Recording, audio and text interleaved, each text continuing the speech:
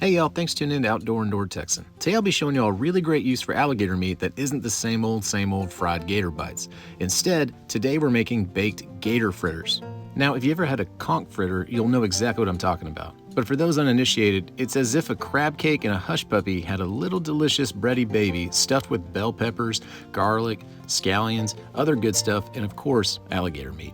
These fritters deliver an exotic meat in a not-so-scary form, so when you set them out at parties, they disappear quick with plenty of compliments to follow. Getting right to it, you'll need 1 pound of alligator meat that's been chopped into small chunks. Then, run that meat through a food processor until the texture turns to a fluffed-out, putty-like consistency. If it looks like flaked canned tuna, you're pretty much good to go. After the food processor, transfer your alligator meat into a large mixing bowl, and we'll then start adding our additional ingredients. Toss in half a cup of finely chopped red bell peppers.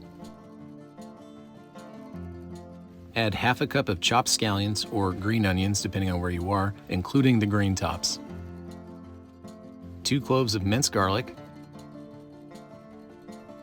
Half a teaspoon of coarse kosher salt.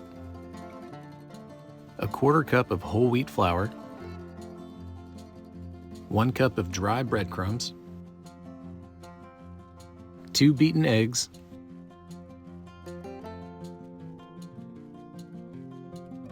1/4 cup of avocado oil,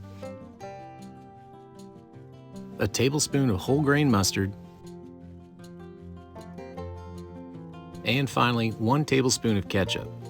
As a side note, I'm using H-E-B's black pepper ketchup here because I really like the hint of Worcestershire sauce taste it adds, but regular ketchup is totally fine. Now it's time to roll up your sleeves and get to mixing. Make sure to wash your hands and take off any jewelry before you get started, because once you realize how useless this mixing spatula is, you're going to go full-on hand mixing to ensure everything is thoroughly combined. Work that dough for a few minutes, ensuring all the ingredients have had a chance to blend together. A well-mixed dough should feel like a sticky putty that's very tacky to the touch. If it's too wet, add more flour and breadcrumbs, and if it's too dry, add a dash of avocado oil.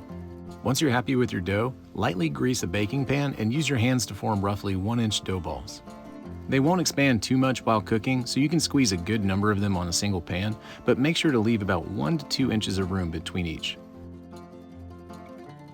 Now just pop your pan in a preheated 350-degree oven for 25 to 30 minutes until the outside is crispy and lightly browned.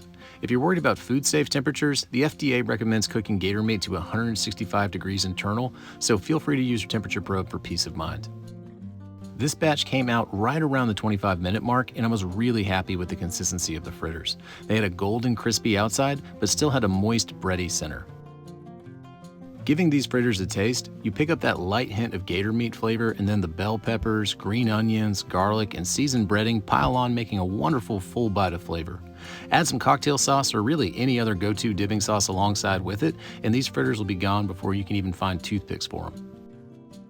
Now, if you really want to get a gold star for meal prepping, you can also freeze the preformed dough balls to bake on demand in the future. They'll keep fresh in the freezer for about a month, so it's handy if you have the prep time today for a party that's coming up maybe this weekend. That'll do it for this one, and thank you all so much for watching.